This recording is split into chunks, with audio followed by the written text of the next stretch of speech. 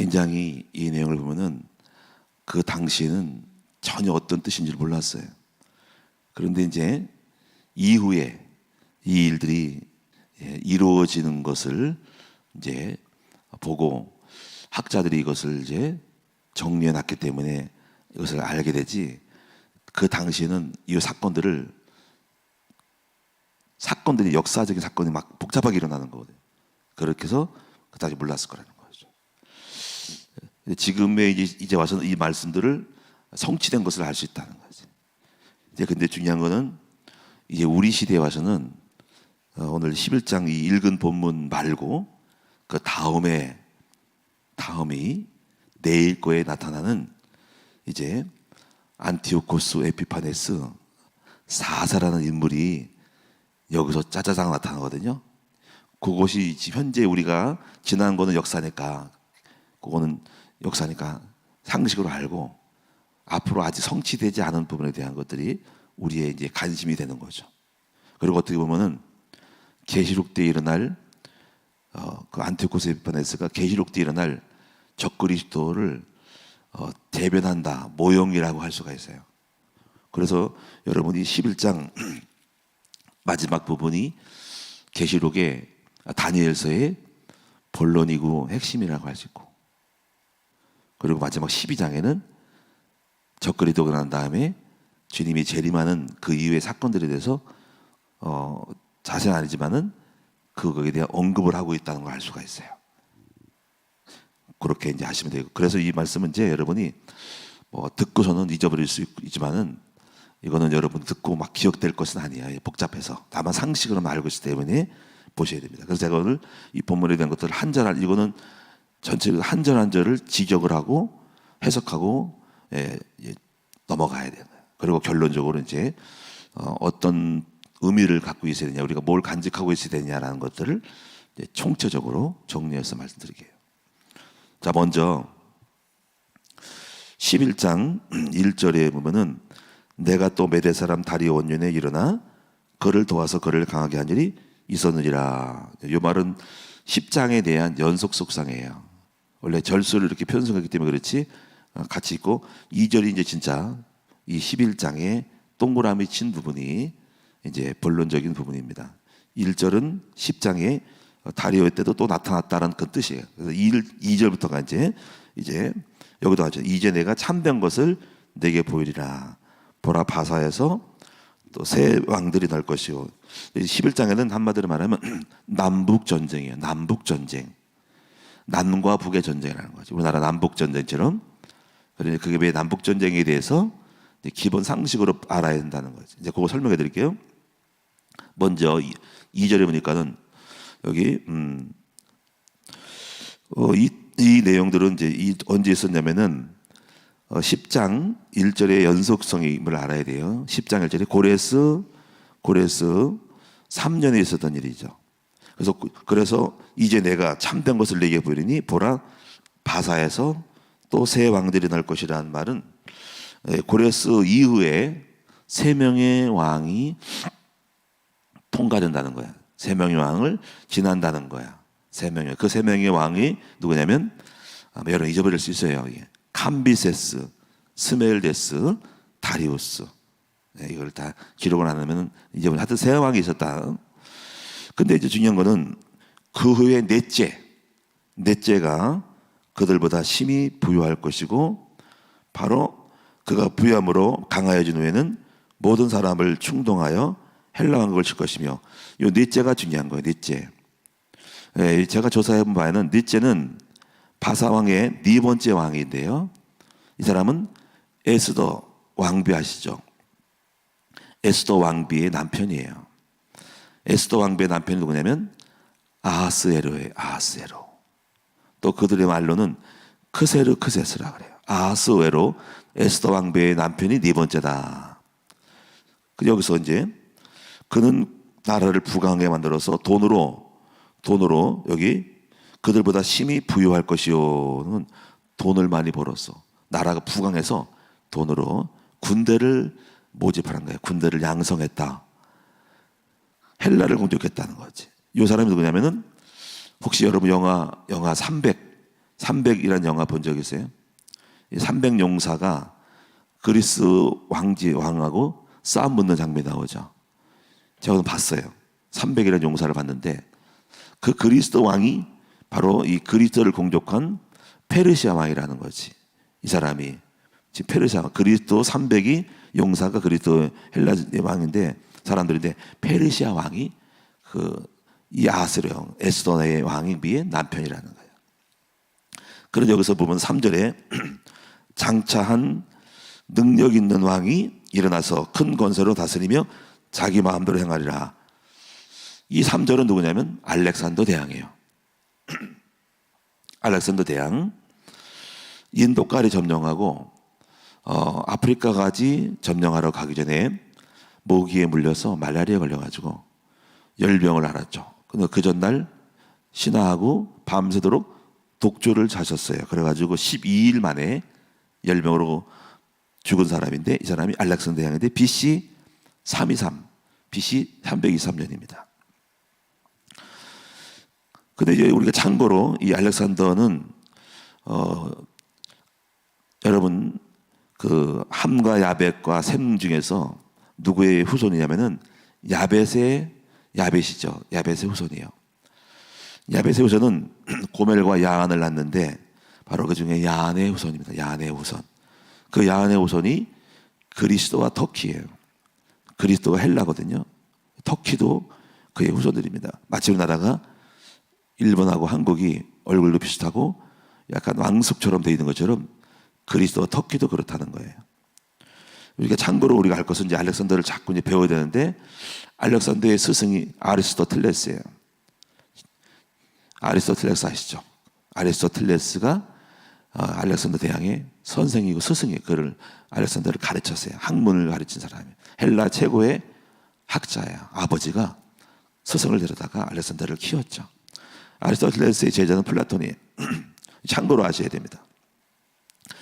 이제 4절에 보면은 그러나 그가 강성할 때 그의 나라가 갈라져 천하 사방에 나눈다는데 그렇죠. 여러분이 아시다시피 알렉산더가 죽은 다음에 처음에는 12명의 장군이 나눠서 분쟁하다가 서로 죽이고 싸우다가 4명의 왕으로 동서남방으로 딱 정착이 돼 버리죠.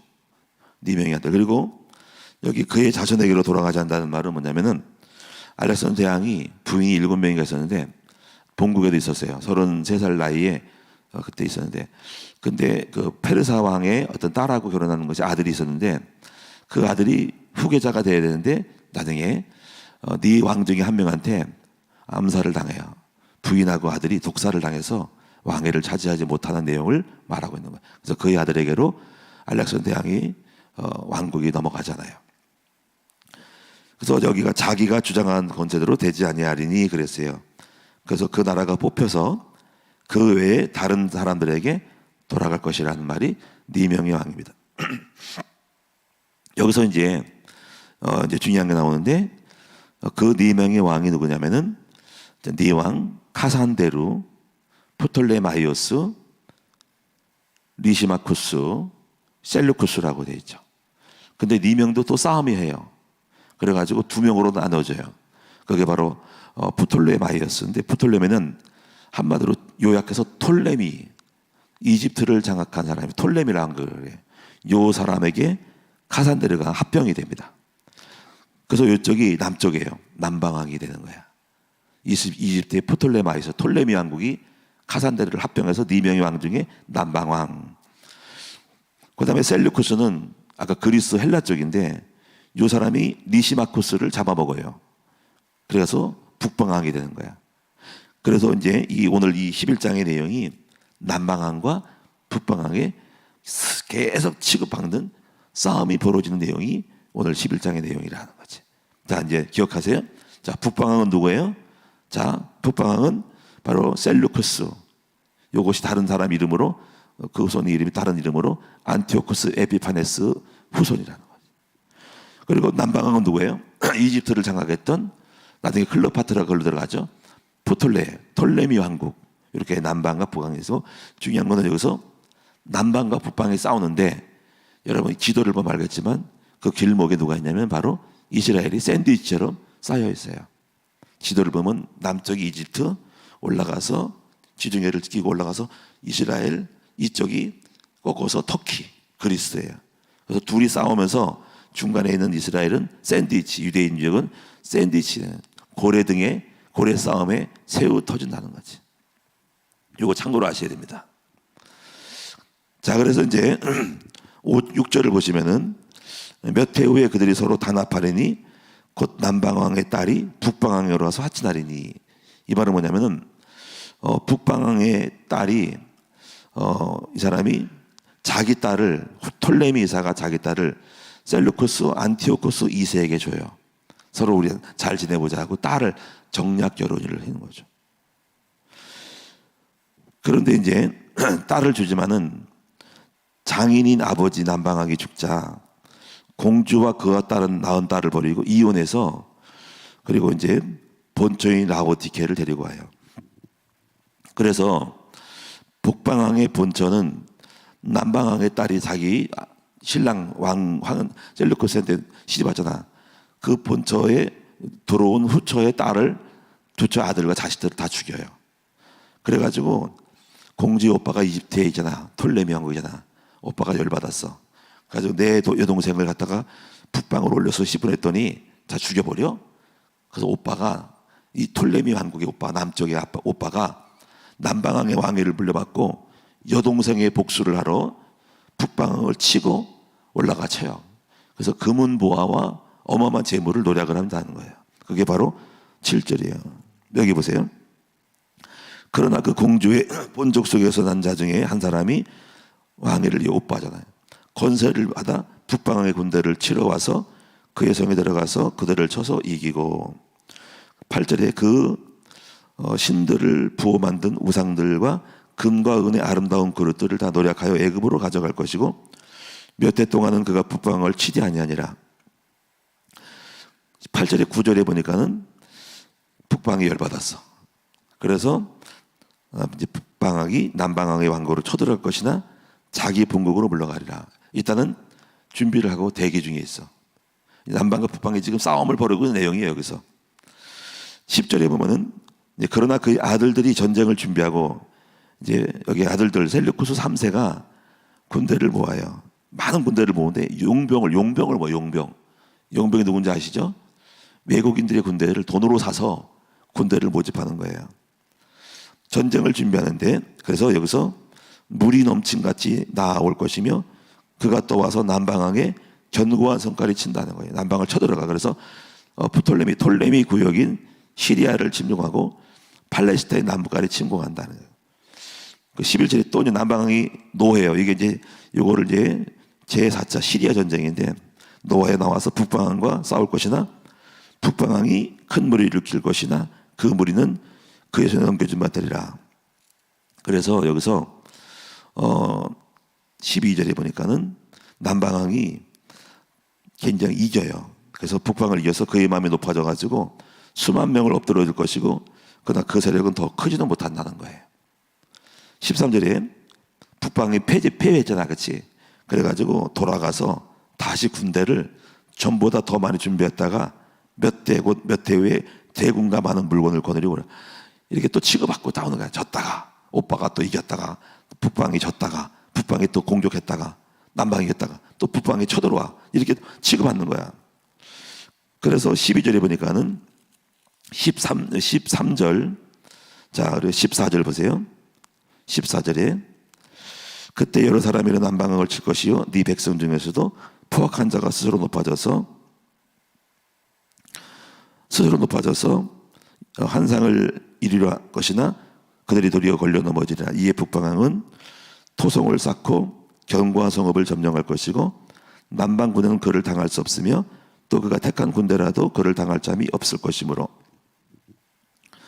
여기 쭉쭉 16절에 그 오직 와서 치는 자가 자기 마음대로 행하리니 그를 당할 사람이겠고 그는 영화로운 땅에 설 것이고 그의 손은 멸망했으리. 여기 영화로운 땅이 뭘까요? 이스라엘 땅으로 온 거야. 치러 내려와가지고. 그래가지고 쭉 보시면은 18절에 보니까는 그 후에 그가 그의 얼굴을 바닷가로 돌려 많이 점령할 것이나, 이 바닷가는 이 사람이 지중해로 쳐들어간 거야. 지중해로. 근데 여기 18절에 지중해로 들어가는데 로마의 장군이 여기 이제 로마가 등장해요. 로마가 이제 헬라의 이제 헬라를 공격한 로마가 등장하면서 로마의 장군 스피키오와의 전쟁에서 참패해요.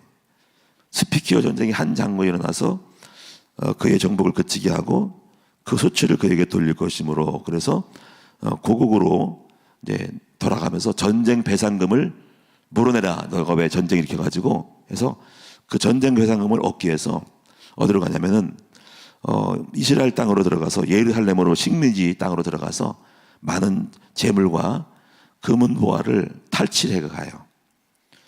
자, 그래서 이것이 이제 갔다는 그 얘기예요.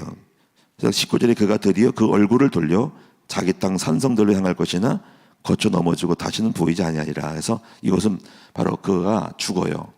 자, 그래서 여기까지가 이제 오늘까지고 내일 20절에 잠깐 보시면은 20절에 그 아들 중에 하나가 또 북방왕을 이어받아. 이제 요게 중요한 거예요. 요 인물이 누구냐면 20절에 요거 내릴 건데 잠깐 언급할게요. 그 왕위를 이을 자가 앞자자를 그 나라의 아름다운 곳으로 두루 다니게 할 것이나 그는 분노함이 없어서 싸움이 없어 막 열받고 싸우다가 몇 마리 못 되어 망할 것이요. 이 말은 막 화가 나서 패배했으니까 죽어버려요.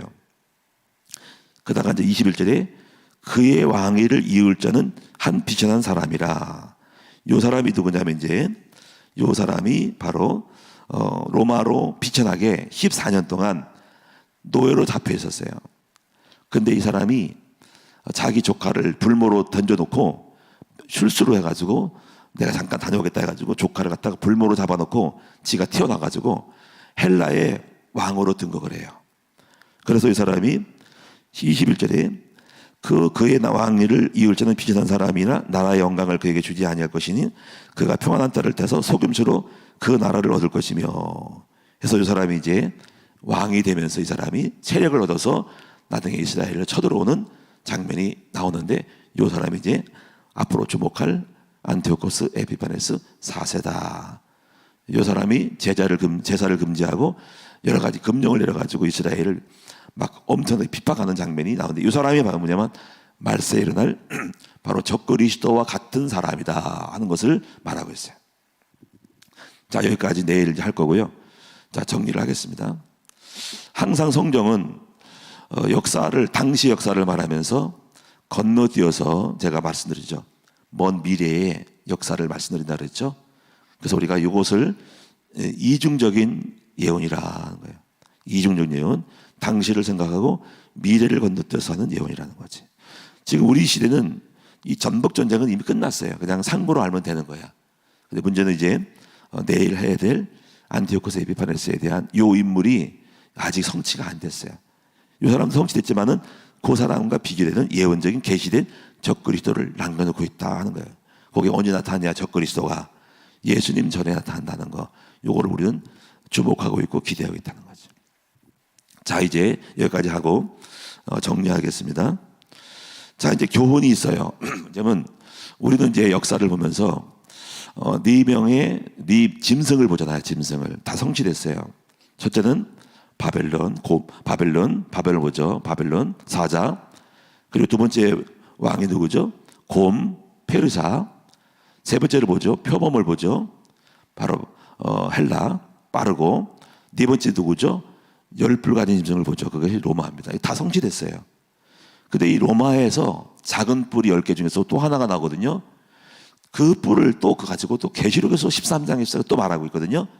그래서 아마 로마라는 하나의 어떤 그 계통에서 적그리스도가 나온다는 생각을 하는 거야. 그래가지고 처음에는 우리나라의 많은 사람 학자들이 유럽 연합이 로마거든요. 유럽이 로마가 분해돼가지고 만든 나라가 유럽 연합이에요. 핀란드, 스웨덴, 그리스 이런 나라거든. 터키. 거기서 유럽 연합에서 나온다고 생각했어요. 유럽 통합 대통령이라고 생각한 거야. 근데 그것도 생각할 수 있고 또 하나는 이슬람. 왜냐하면 유럽 연합이 이슬람이에요. 그 이슬람의 그 해교 이슬람의 사람이 전부 유럽이 이슬람화되고 있어요. 나중에 이슬람의 사람들이 거기서 유명한 사람이 나올 것이고 그것도 생각하는 거야. 이스라엘의 지금 수건이 지금 현재 통곡의 거기에서 그 성전이 있어요. 성전, 해교 성전인데 그 성전을 무너뜨리고 거기서 이스라엘 교회를 유대 성전을 질려는 것이 있어요. 이게 수건이에요. 둘이 중동과 이스라엘을 앙숙이에요.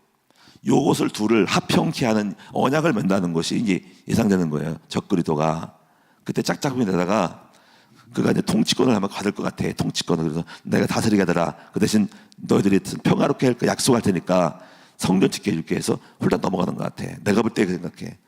그러다가 3년 반 있다가 이 적그리도가 돌변해가지고 법령을 만드는 거지. 법적으로 딱 정해가지고 지금 안티오코스가 지금 이 법을 만들었거든요. 그 법의 내용이 카톨릭 성경에 보니까는 마카베오 상이라고 있어요. 책이 별도 책들이 있어요. 이 사람들은 유대인에게 이 간섭을 따르게 하고 번제 등 유대 제사를 금지하고 성직자를 모독하고 할례를 금하고 추잡하고 비열한 짓을 해서 스스로를 혐오스럽게 만들고 돼지고기를 먹게 한다. 그리고 이것을 어기면 사형이다. 이거를 법령을 만들어. 근데 안티오코스 에피파네스도 머리를 써서 자기를 최고 높은 사람으로 올려놓고 통제하는 법적인 거를 만드는데 666도 그때 바코드를 찍어버리고 법을 만든다는 거지. 그런 안티오코스 에피파네스 같이 굉장히 머리가 비상한 인물이 나타난다는 거야.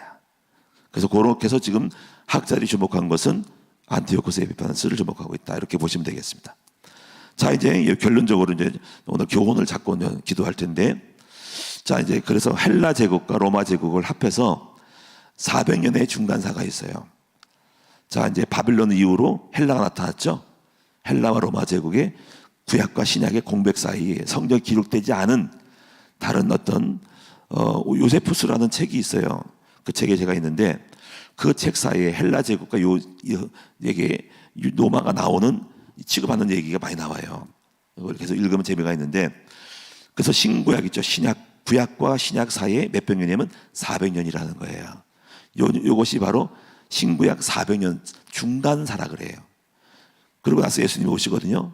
제로점에 오시거든요. 예수님 BC 제로점에 2년 3년 오시거든요. 그러면 이 400년 동안에 아무것도 없었냐가 아니라 하나님은 모든 걸 알고 역사를 끝내고 이제 거기서 거기야 역사가. 그래서 예수 그리스도를 준비하는 거예요. 오시기로. 그 사이에 복음을 전파하는 몇 가지를 준비하셔요. 그게 뭘까요? 그걸 배우셔야 돼. 그게 첫째 뭐냐면은 하나님께서는 유대인들을 다 섭리라고 섭리 포로로 흩어지게 했죠. 이방인으로 그리스 헬라 쪽으로 흩어지게 했어. 그게 바로 해당을 세운 거예요. 해당이 교회예요. 해당에서 이스라엘 민족이 이방인들도 모이고 유대인들 모여가지고 예배를 드렸거든요. 가르치기도 하고. 그러면 그것이 바로 나중에 바울이 복음을 전파하는 전진기지로 바로 전도의 문이 된 것을 알고 있어야 됩니다. 두 번째는요, 이 알렉산더 대왕이 하나님이 쓴 사람이라고 할 수 있어요. 이 사람이 그 당시 그 지역에 인도까지 싹 정복을 해가지고 언어가 하나가 통일됐어요.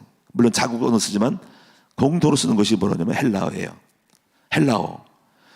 그리스어를 썼다는 거야. 그리스어. 왜 그리스어가 중요하면 한 언어로 통일돼야지. 바로 우리가 복음을 전할 때 일본 같으면 우리가 만약에 일본 나가고 모르잖아. 한 언어로 영어로 통일돼 영어만 알면은 다 통하잖아, 그렇지? 그것처럼 헬라어가 다 정복돼서 헬라어로 통용됐어요. 그렇게 가르쳤어, 헬라어가. 그 다음에 여러분 헬라의 프톨레미 2세가 헬라어를 히브리어를 헬라어로 번역시켜요. 성경이 처음에는 전체 구약 성경이 아니라 모세 오경만 번역시켜서 요 얘기를 해드릴게요. 이거를 가리켜서 70인역이라고 해요. 70인. LXX인데 요거를 설명해 드릴게요. 하려면 72명인데 70인으로 치는 거예요. 그래서 처음에 BC 3세경에 모세오경을 고대 헬라어인 코인의 그리스도어로 번역했다.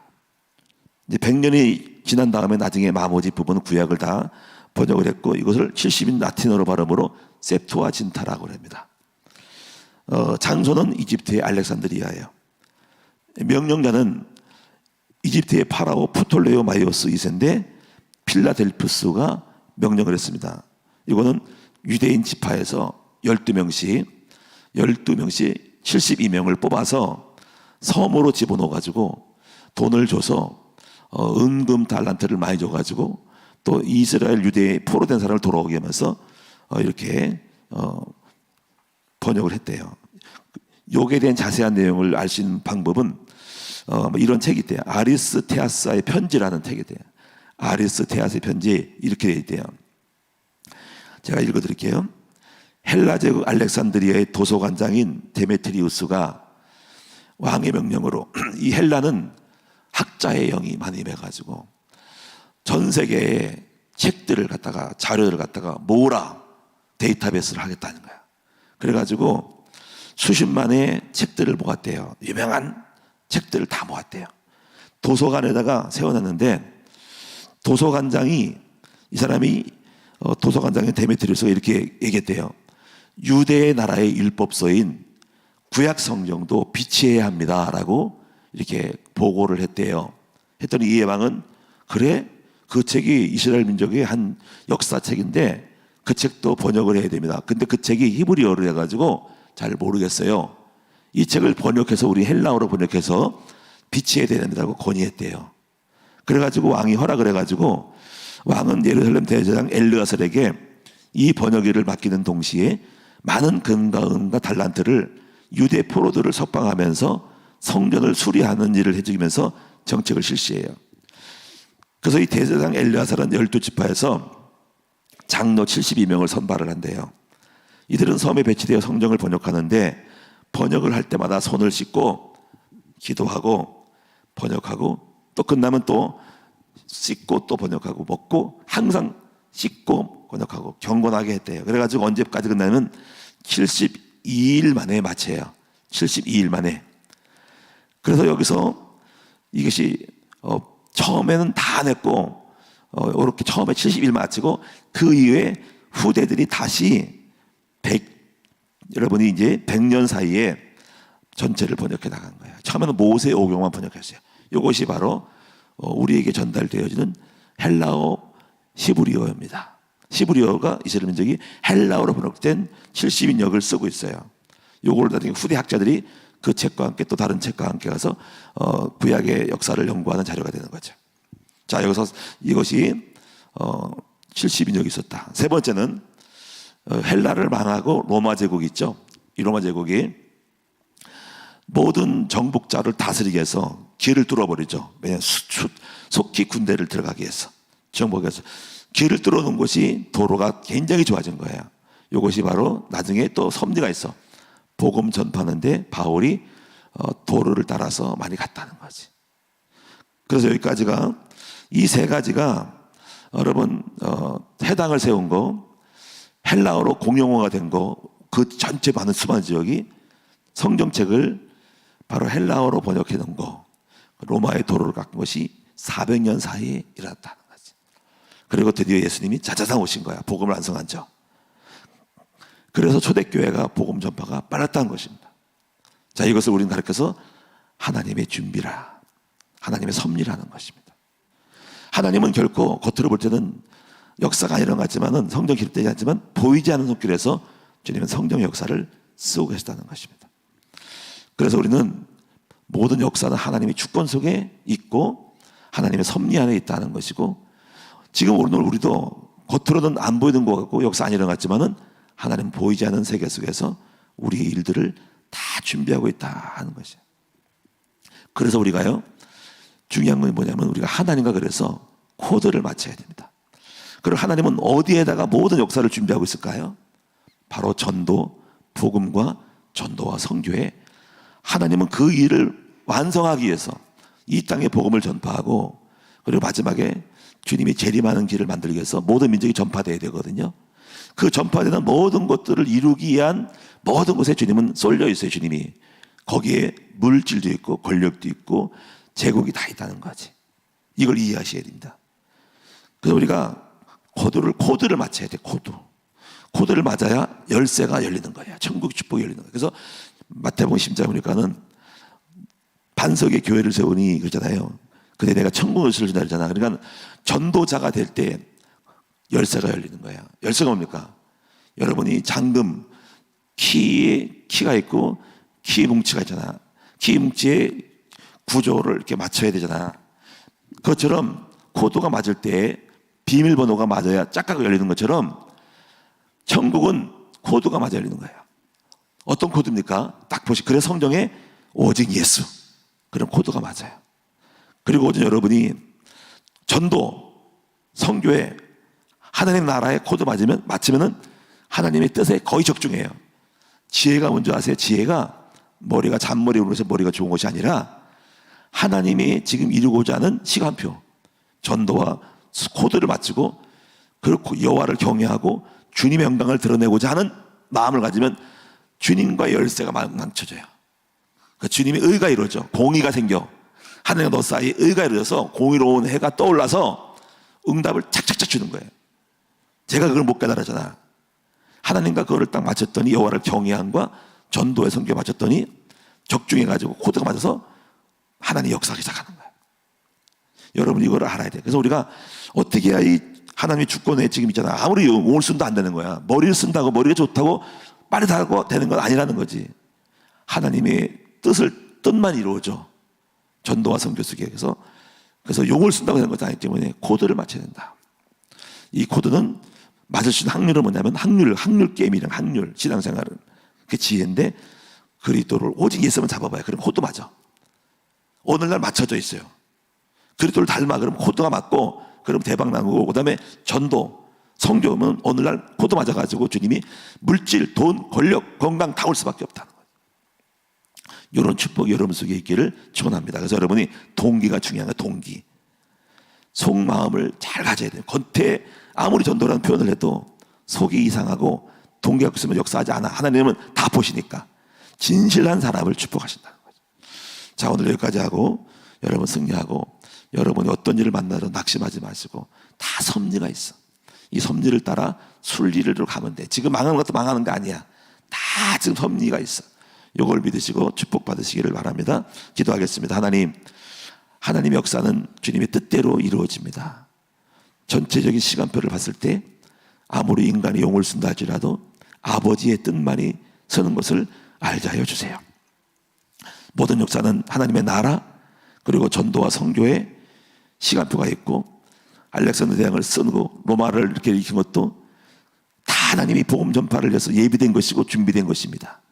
그렇다면 우리도 이 시간에 하나님과 동행하고 코드를 맞출 때 우리 삶이 열릴 줄로 믿습니다. 오직 우리가 그리스도 전도와 선교의 코드를 맞춰서 하나님과 동행하여 이 시대에 응답받는 우리 모두가 되게 하시고 인생의 승리자, 성공자가 되게 하여 주옵소서. 오늘도 예물드린 종들을 축복하시고 복을 내려 주옵소서. 예수님의 이름으로 기도드리옵나이다. 아멘.